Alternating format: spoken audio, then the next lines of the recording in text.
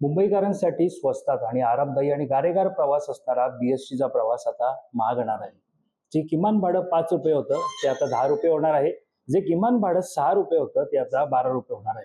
आणि या संदर्भातच बातचीत करण्यासाठी आपल्यासोबत बीएसटीचे जनसंपर्क अधिकारी सुधास सावंत सर आपल्यासोबत आहेत.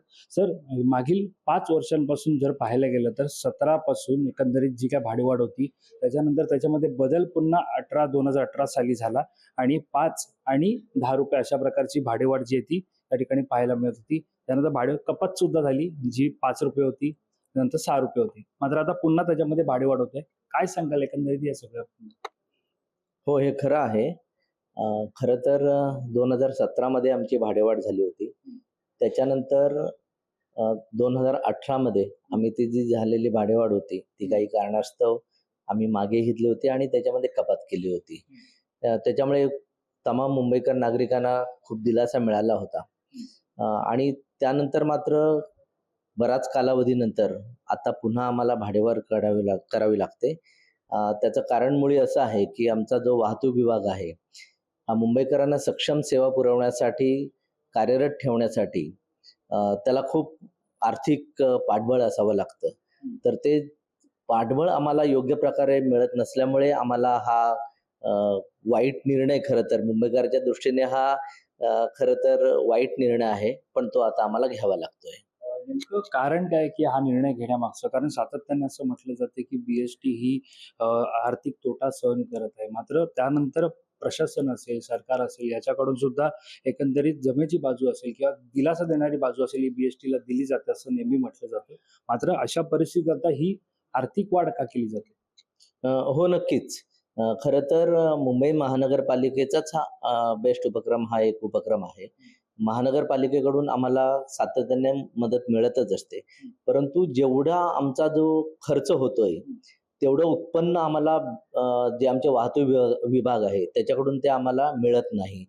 त्याच्यामुळे महानगरपालिकेने किती मदत केली, आर्थिक मदत केली, तरी पण ती आम्हाला तुटपुंजीत ठरते. त्याच्यामुळे मग राज्य शासन आणि महानगरपालिका यांनी वारंवार आम्हाला निर्देश दिलेले आहेत की तुमचा जो काही लॉस आहे, म्हणजे जो तोटा आहे, तो दिवसेंदिवस संचित तूट ही वाढत चालली, ती कमी करण्यासाठी तुम्ही काहीतरी उपाययोजना आणा आणि स्वतःच्या बळावर तुम्हाला उभं राहता येतं का, यासाठी प्रयत्न करा. खरं तर बेस्ट उपक्रम हा गेला 100-150 वर्षापासून मुंबईकरांना सेवा देतोय. तर त्याच्यामध्ये नवीन करण्यासारख्या अशा काही ठराविकच गोष्टी आमच्या निदर्शनास आल्या. आम्ही खरं तर नवीन स्तोत्रमध्ये आम्ही जाहिराती बसवर किंवा आमचे बसथांबे आहेत त्याच्यावर जाहिराती आम्ही देतो. पण तेही उत्पन्न अतिशय तुटपुंज आहे. मग शासनाने आणि महानगरपालिकेने हे असं सांगितल्यानंतर सर्वात पहिला जो कुठचा आमच्या हातामध्ये जो स्तोत्र वाढवण्याचा जो पर्याय होता, तो होता आपला भाडेवाढ. त्याच्यामुळे आम्ही ही भाडेवाढ प्रस्तावित करत आहोत. या भाडेवाढीमध्ये आम्ही जो पहिला आणि दुसरा हे 2 टप्पे आमचे असतात. मुख्यत्वे जास्त प्रवासी त्याच्यामध्ये प्रवास करतात. तर हा जो टप्पा आहे, हा आम्ही प्रस्तावित करतोय त्याची भाडेवाढ.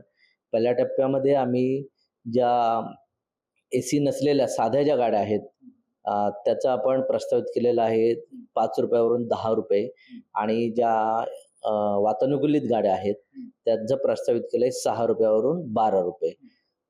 असं आमच्या पहिल्या टप्प्यातलं हे नियोजन आहे. त्याला महानगरपालिकेकडून मंजुरी मिळालेली आहे.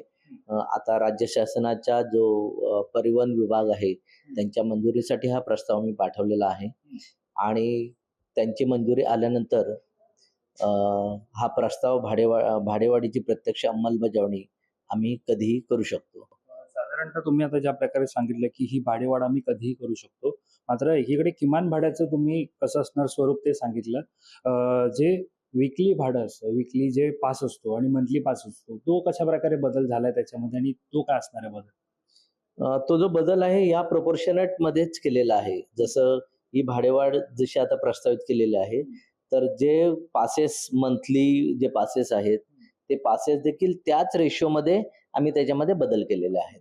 ज्या प्रकारे बीएसटी आहे, त्यांची जी भाडे कपात खरं तर केली होती ती 5 आणि ₹6 ही इतर बस सेवेच्या तुलनेत फार कमी होती, त्याला रिस्पॉन्स सुद्धा जास्त होता. मात्र आता बाकीच्या ज्या बस सेवेच्या तुलनेत आताचे किमान भाड्यामध्ये तुम्ही वाढ केली, त्याबाबत काय सांगाल? म्हणजे बीएसटीची भाडे दर आहेत ते आणि इतर बस सेवेचे भाडे दर यामध्ये तफावत काय, तुलना काय, एकंदरीत बीएसटी कुठे आहे सध्या? खरं तर इतर परिवहन कंपन्यांबरोबर तुलना नाही करत आहोत आम्ही.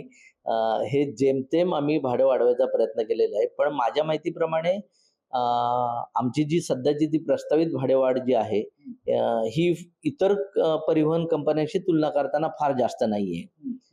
त्याच्यामुळे मुंबईकर कदाचित ही भाडेवाढ स्वीकारतील अशी मला आशा आहे, की मुंबईकरांना जर का चांगली सर्व्हिस द्यायची असेल, तर थोडे एक्स्ट्रा पैसे पण आपल्याला खर्च करावे लागतात. कारण 5 आणि 6 रुपये हे भारताच्या कानाकोपऱ्यात कुठेही एवढा तिकीट दर नाही.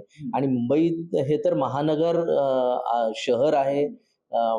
राज्यात देशातील नव्हे तर आंतरराष्ट्रीय दर्जाचं शहर आहे.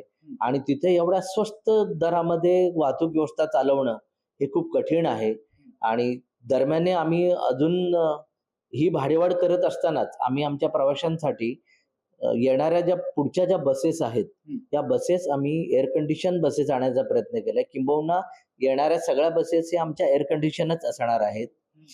आणि त्याच्यामुळे त्यांचा जरी पैसे जास्त मोजावे लागले, तरी प्रवाशांना आता एसी बसेसमधून प्रवास करायला संधी मिळेल. त्यांचा प्रवास आरामदायी होण्यासाठी आम्ही प्रयत्न करतोय. पण एकीकडे ज्या सर्व बसेस तुम्ही एअर कंडिशन आणणार, म्हणजे एसी बस तुम्ही आणणार असं म्हणत आहात, मात्र एसी बस ज्या आता सध्या रस्त्यावरती धावत आहेत त्यांची संख्या साधारणतः किती आणि पुढील काळात ज्या प्रकारे तुम्ही सांगितले त्या किती बसेस या बीएसटीच्या ताफ्यात दाखल होणार? खरं तर आता जेवढ्या बसेस धावत आहेत, ज्या आमच्या कंत्राटदारांच्या बसेस आहेत, आमची पॉलिसी आहे ती. आणि त्या ज्या सगळ्या बसेस आहेत, ह्या जवळ-जवळ 80% बसेस एअर कंडिशन बसेस आहेत. म्हणजे साधारण 2100च्या आजूबाजूला त्या एअर कंडिशन बसेस आहेत आमच्या. आणि बाकीच्या ज्या बसेस आहेत त्या नॉन एसी आहेत. बीएसटीच्या किती बसेस आहेत त्याच्यामध्ये आणि कंत्राटदारी बस किती आहे त्याच्यामध्ये? आजच्या दिवसाला आमच्या ज्या स्वतःच्या बसेस आहेत, ह्या बसेस आहेत 665 बसेस आहेत. आज तारीख 28 आहे, ही कालची पोझिशन आहे. आणि ज्या उर्वरित ज्या बसेस आहेत 2147 ह्या बसेस आमच्या वेटलिस्टच्या म्हणजे खाजगी ऑपरेटर्सच्या आहेत. एक शेवटचा प्रश्न, ज्यावेळेला भाडे कपात केली होती त्यावेळेला प्रवासी संख्या जास्त होती, वाढत होती, दिवसेंदिवस प्रतिसाद जो मिळत होता.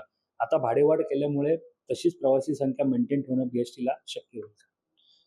आम्हाला त्यासाठीच प्रयत्न करायचे आहेत, की भाडेवाढ झाल्यानंतर इमिजिएट कदाचित आम्हाला नकारात्मक प्रतिसाद पण मुंबईकरांचा मिळू शकतो. परंतु आम्ही हा प्रयत्न करतोय किंवा मुंबईकरांना मी असं आश्वासित करू इच्छितो, की आत्ताचा जो वेटिंग पिरियड आहे तो आम्ही कमी करायचा प्रयत्न करतो. नवीन बसेस आम्ही आमच्या ताफ्यामध्ये वाढवतोय. आणि ते जर का तसं झालं तर सध्याची जी आमची डेली जी प्रवासी संख्या आहे, तिच्यावर फार परिणाम होणार नाही. मात्र बसेस जर का आम्ही वाढवू शकलो जेवढ्या लवकर, तर ते शक्य झालं तर प्रवासी संख्या देखील आम्ही साधारण 33-34 लाखांपर्यंत ती न्यायचे आमचे प्रयत्न आहेत. धन्यवाद आमच्याशी बातचीत केल्या संदर्भात. तर हे होते बीएसटीचे पीआरओ सुधास सावंत. ज्या प्रकारे आपण पाहतोय की मुंबईमध्ये 5 आणि 6 रुपये अशा प्रकारचं किमान भाडं जे बीएसटीच्या बसचं होतं, 5 रुपये हे सर्वसामान्य बस म्हणजे जी विना वातानुकूलित बस होती त्याचं होतं किमान भाडं आणि 6 रुपये हे एसी बसचं होतं. मात्र त्याच्यामध्ये आता वाढ होणार आहे. या संदर्भातला प्रस्ताव हा आता राज्य शासनाकडे आहे. महापालिकेला याच्याकडून परवानगी ही मिळालेली आहे. मात्र आता राज्य शासनाकडून, राज्य सरकारकडून याला मंजुरी मिळाल्यानंतर केव्हा ही भाडेवाढ मुंबईकरांसाठी लागू होणार आहे. त्यामुळे एकंदरीत मुंबईकरांच्या सगळ्या दृष्टीने पाहायला गेलं तर ही भाडेवाढ परवडणारी असेल का हे पाहणं महत्त्वाचं ठरणार आहे.